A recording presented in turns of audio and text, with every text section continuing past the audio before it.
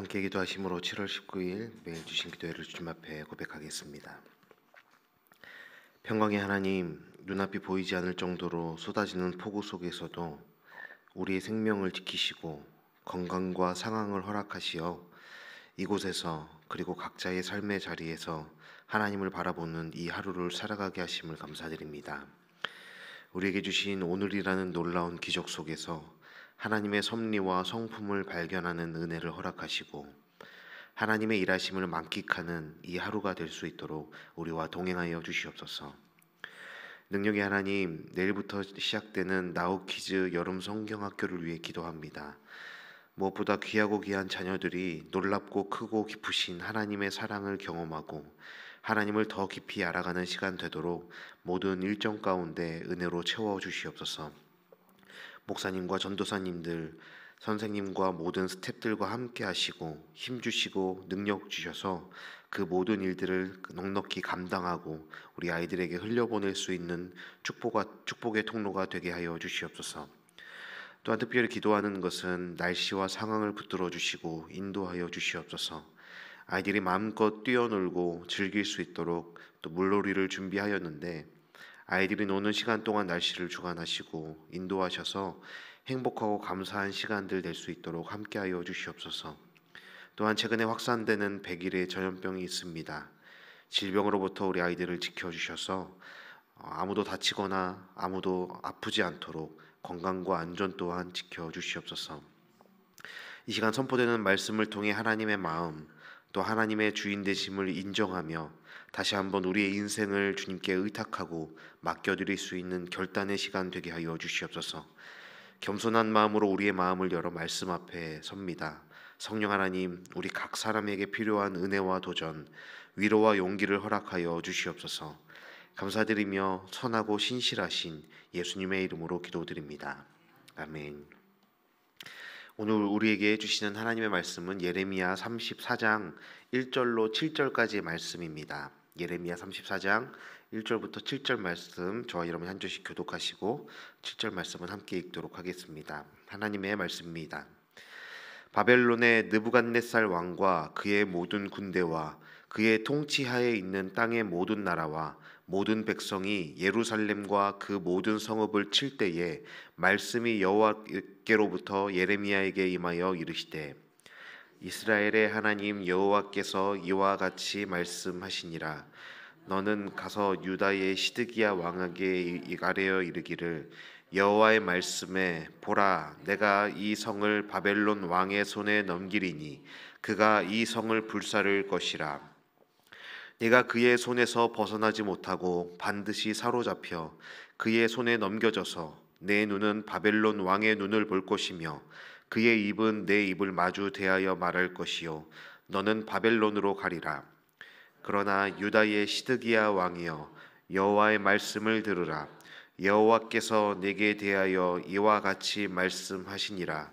네가 칼에 죽지 아니하고 평안히 죽을 것이며 사람이 너보다 먼저 있은 내 조상들 곧 선왕들에게 분향하던 것 같이 내게 분향하며 너를 위하여 애통하기를 슬프다 주여하리니 이는 내가 말하였음이라. 여호와의 말씀이니라 하시니라. 선지자 예레미야가 이 모든 말씀을 예루살렘에서 유다의 시드기야 왕에게 함께 읽겠습니다. 그때에 바벨론의 왕의 군대가 예루살렘과 유다의 남은 모든 성읍들을 쳤으니 곧 라기스와 아세가라 유다의 견고한 성읍 중에 이것들만 남았음이더라. 아멘. 오늘도 귀한 자리 함께 예배하는 여러분도 함께 또 귀한 은혜를 누릴 수 있음을 감사드립니다. 또 귀한 말씀을 통해서 우리 삶을 통한 또 하나님의 부르심과 계획들을 발견하는 시간이 되기를 바랍니다. 예레미야서를 읽다 보면 조금 헷갈리는 부분들이 있습니다. 하나님이 이랬다가 저랬다가 하는 것 같기 때문이죠. 그런데 예레미야서의 한 가지 특징을 우리가 꼭 기억하고 예레미야를 읽어야 하는데 예레미야라는 책은 그냥 사건이 일어난 순서대로 기록된 연대기적 책이 아니라는 것입니다. 즉 시간이나 사건의 순서대로 그냥 차례대로 기록된 책이 아니라 이 예언의 내용이 주제별로 구분이 되어 있기도 하고 특별한 의도를 가지고 이 장별로 배치가 된 책이다라는 것입니다. 그런 문학적인 특징으로 볼 때 이 본문 34장은 어제까지 나누었던 32장과 33장보다 먼저 있었던 사건으로 이해할 수 있습니다. 시간적 배경을 생각해 보자면 바벨론 왕 느부갓네살이 그의 군대와 연합군을 이끌고 예루살렘을 칠 때 시드기야에 관한 하나님의 신탁이 예레미야에게 임합니다. 바벨론 군대가 예루살렘을 포위하기 시작한 때는 주전 588년에서 587년경입니다. 예레미야가 선포한 예루살렘 멸망이 현실로 다가온 상황에서 이 시드기야가 어떤 결정을 해야 할지에 관한 신탁이 주어지는 내용이죠. 예레미야는 이 예언을 시드기야에게 전하고 이 예언 때문에 우리가 보았던 32장 또 33장의 배경처럼 시위대 감옥에 갇히게 감금당하게 되었다라는 것을 알 수가 있습니다. 그렇게 하나님께서 두서없이 어제까지 제가 최종적 결론으로 하나님의 언약을 성취하실 것에 대해서 말씀드렸는데 하나님이 또 다음 장에 바로 심판을 말씀하시는 것이 왜 이렇게 왔다 갔다 두서없이 그러실까가 아니라 변덕스러우신 것이 아니라 이 예레미야서의 이런 특징을 이해하고 읽는다면 조금 더 쉽게 이 책을 이해가 되고 하나님의 마음을 알게 된다는 것이죠. 그래서 계속해서 예레미야서를 나누고 있기에 대략 어떤 내용이 시드기야에게 전해졌는지를 짐작할 수가 있습니다. 시드기야가 하나님의 선지자 예레미야를 시위대들에 가둬 놓았는데 별일 아닌 것 때문에 이 감옥에 가둘 리는 없기도 할 것이고 하나님이 어떤 말씀을 선포하셨는지 우리가 이 말씀들을 통해서 예상할 수 있다라는 거죠. 그래서 이 말씀이 우리에게 어떻게 선포되어야 하는지 또 이 말씀 오늘 이 본문이 우리에게 어떤 의미로 다가와야 하는지를 함께 묵상하며 나누어 보려고 합니다. 오늘 본문도 제가 말씀드렸던 것처럼 여호와께로부터 예레미야에게 임한 말씀이라는 새로운 단락으로 본문이 시작되고 있습니다. 1절을 보면은 그 당시의 상황이 어떠했는지를 짐작할 수 있는데 바벨론 왕 느부갓네살과 그의 모든 군대와 그의 통치하에 있는 땅의 모든 나라와 모든 백성이 예루살렘과 그 모든 성읍을 칠 때라는 상황을 자세하게 기록하고 있습니다. 예루살렘을 공격하는 바벨론 군대가 얼마나 큰 규모였고 어떤 모습이었는지를 상상할 수가 있는 것이죠. 바벨론은 612년 이후에 지중해 동편의 패권을 장악한 나라였습니다. 당시 이미 여러 나라들을 점령했기에 자국민 군대뿐만 아니라 이 바벨론이 점령했던 다국적 다민족의 군대로 구성된 연합군이었습니다. 그렇게 강력하고 컸던 그 바벨론 느부갓네살의 군대가 이 자신의 영향력 아래에 있는 모든 사람들, 모든 군인들, 모든 군대를 동원해 예루살렘과 유다를 치려고 점점 포위망을 좁혀오고 있던 상황이었죠. 바벨론 왕 느부갓네살이 동원한 모든 병력을 거느리고 예루살렘과 유다를 공격하는 때입니다. 군사력으로는 비교조차 할 수 없고 전략적으로 엄청난 차이가 있었습니다. 변방의 작은 유다가 아수르의 뒤를 이어서 근동의 패권을 장악한 바벨론의 공격에서 승리는커녕 살아남기도 버틴다는 것 자체도 불가능한 일이었다라는 것입니다. 그래서 7절의 상황을 보면 당시 전쟁의 양상이 어떠했는지를 우리가 이미 알 수 있는데 7절을 제가 읽어드리겠습니다. 그때 바벨론의 왕의 군대가 예루살렘과 유다의 남은 모든 성읍들을 쳤으니 라기스와 아세가라 유다의 견고한 성읍 중에 이것들만 남았더라. 예루살렘 다음으로 중요했던 라기스는 예루살렘 남서쪽으로 약 40km 정도 떨어진 곳에 있었고 아세가도 비슷한 거리였던 30km 정도 남서쪽에 위치했던 요새 이곳 전략적 요충지였습니다. 유다의 모든 다른 요새들과 전략의 요충지들이 점령당하거나 파괴되었고 이제 남은 것은 이 두 성읍들밖에 없었다라는 것이죠. 이 두 성마저 파괴되고 함락된다면 이제 예루살렘은 완전히 섬처럼 고립되는 형국이었습니다. 그런 상황에 예레미야를 통해서 하나님의 말씀이 임하였고, 예레미야는 그 말씀을 시드기야 왕에게 전한 것입니다. 두 가지 신탁이 전해지고 있는데, 첫 번째 신탁은 2절과 3절의 내용입니다. 이것은 시드기야의 절망적 운명에 관한 말씀들이 주어지고 있습니다. 이 신탁은 시드기야가 하나님의 명령을 거역하고 느부갓네살 왕에게 대항했을 때 예루살렘과 그가 어떤 그 결말을 맞이하게 될 것인지, 어떤 운명을 맞이하게 될 것인지를 선언하고 있는 내용입니다. 예루살렘은 느부갓네살에 의해 함락되고 불에 타게 될 것입니다.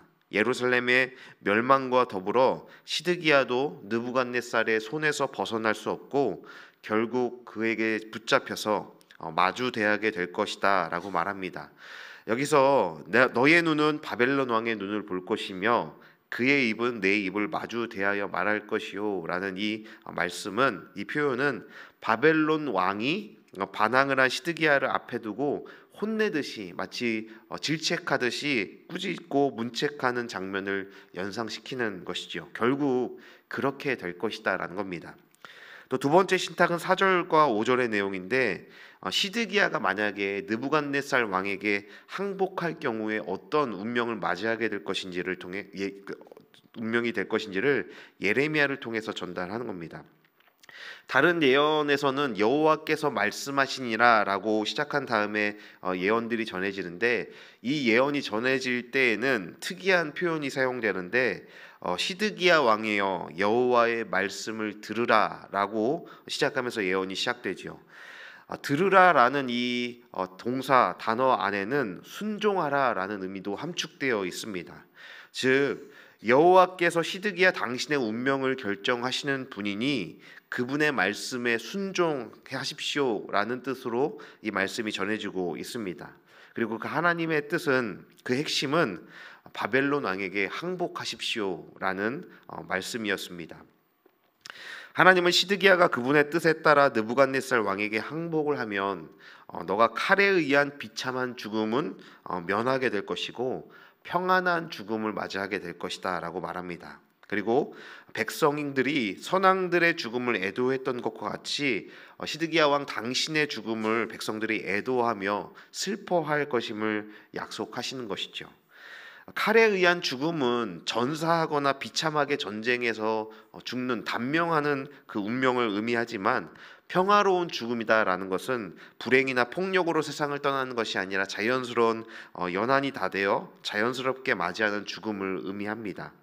그리고 백성들은 시드기야 왕의 죽음을 애도하며 애곡하기도 할 것이라 말씀하는데, 사람들이 그의 죽음을 기억하면서 함께 슬퍼하는 외로운 죽음이 아니라는 의미입니다.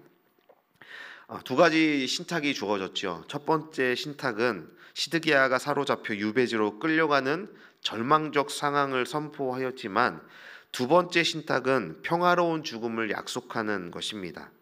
여러분, 두 예언이 많이 다릅니다.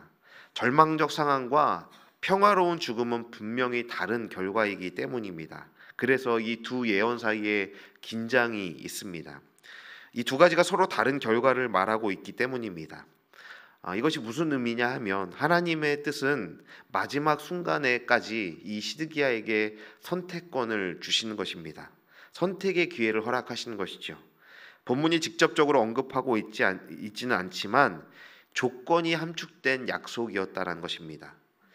예루살렘의 운명은 여호와의 공의 앞에 그 심판은 확정된 것이기 때문에 피할 수 없었습니다. 예레미야가 전하는 이 유다의 멸망과 심판은 결정된 운명이었습니다. 남은 유일한 가능성은 하나님의 말씀에 순종하여서 바벨론에 항복하여서 파멸을 면하는 것뿐이었습니다. 시드기야가 예루살렘의 멸망을 여호와의 심판으로 받아들이는 것, 자신들의 죄를 인정하고 고백하여서 그 하나님의 징계를 받아들인다면 그에게 평화로운 죽음과 왕으로서의 명예를 지켜 애도하는 죽음이 허락될 것이다 라는 겁니다. 하나님의 심판의 정당성을 인정하느냐, 그렇지 않느냐의 선택인 것입니다. 다시 말해서 하나님의 주권을 너가 인정하느냐, 자신의 능력을 끝까지 주장하느냐의 선택의 기로 앞에 시드기야는 서 있다라는 겁니다. 예레미야는 하나님의 말씀을 빠짐없이 전하였고 이제 그 선택은 시드기야 왕에게 넘어왔습니다. 여러분 어떤 선택을 했을까요? 그는 예레미야가 전하는 말씀에 귀를 기울이고 순종하기보다 그가 바라보았던 것은 아직 점령되지 않은 예루살렘과 아직은 견고한 성읍으로 표현되고 있는 라기스와 아세가의 시선을 두고 그 가능성을 내려놓지 않고 있는 겁니다. 어떤 선택을 했는지 짐작이 되시죠?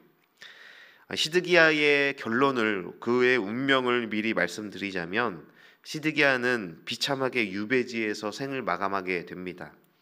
시드기야 왕 제11년 넷째 달 아홉째 날에 점령당한 예루살렘은 한 달 후인 다섯째 달 열째 날에 화염에 휩싸이게 됩니다.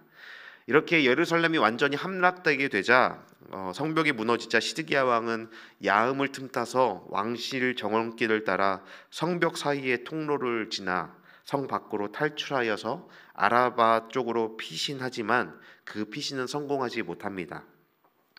갈대아 군대의 추적을 받아서 여리고 평지에서 체포되고 사로잡혀서 하마 땅 림나의 느부갓네살의 사령부로 끌려가게 됩니다.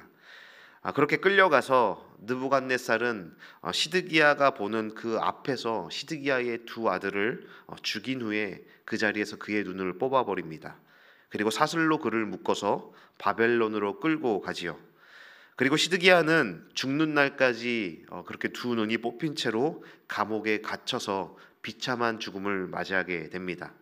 살아생전 마지막 보았던 것은 아들들의 죽음이었고 두 눈이 뽑혀서 유배당해 남은 여생을 감옥에 갇혀 비참하게 연명하다 결국 아무도 알아주지 않고 애곡하지 않고 슬퍼하지 않는 외롭고 고독한 죽음을 맞이하게 됩니다.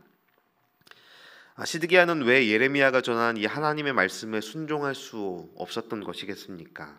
하나님께서 주셨던 이 마지막 기회까지 걷어차고 이토록 비참하고 고독한 죽음을 맞이하게 되었던 이유가 무엇이었겠습니까? 하나님이 시드기야에게 항복하라 말씀하시는 건 너의 모든 죄와 너의 모든 잘못을 하나님 앞에 인정하고 하나님의 처분에 순종하며 그 처분을 수용하라는 말씀이었습니다. 죄로 인한 사망이라는 병에 걸려 시한부 판정을 받았는데 끝까지 나는 괜찮다, 나는 그냥 가벼운 감기일 뿐이다 라며 자신의 상태를 인정하지 않고 파악하지 않는다면 죽음뿐인 것이죠. 시드기야의 상태가 그러했다라는 겁니다. 시드기야와 유다에게 너희가 회개해야 살 수 있다.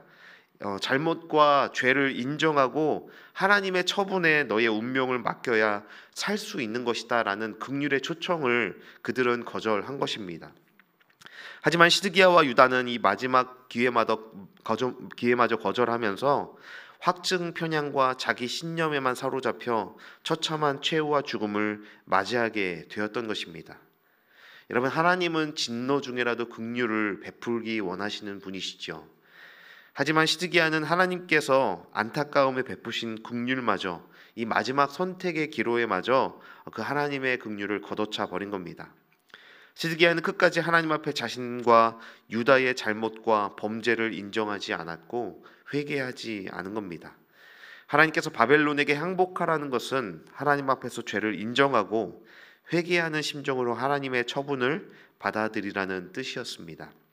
하지만 시드기야는 끝까지 고개를 빳빳이 들었고 그 고집스러움을 버리지 않았으며 불편한 진실보다 안심시키는 거짓을 선택하는 확증 편향의 태도로 일관했던 것입니다. 하나님의 참된 은혜와 용서, 참된 긍휼과 은혜를 경험하기 위해선 먼저 나의 죄와 내가 죽을 수밖에 없는 절망적 상태, 심판을 피할 수 없는 비참한 운명이라는 것을 인정해야만 하는 것입니다.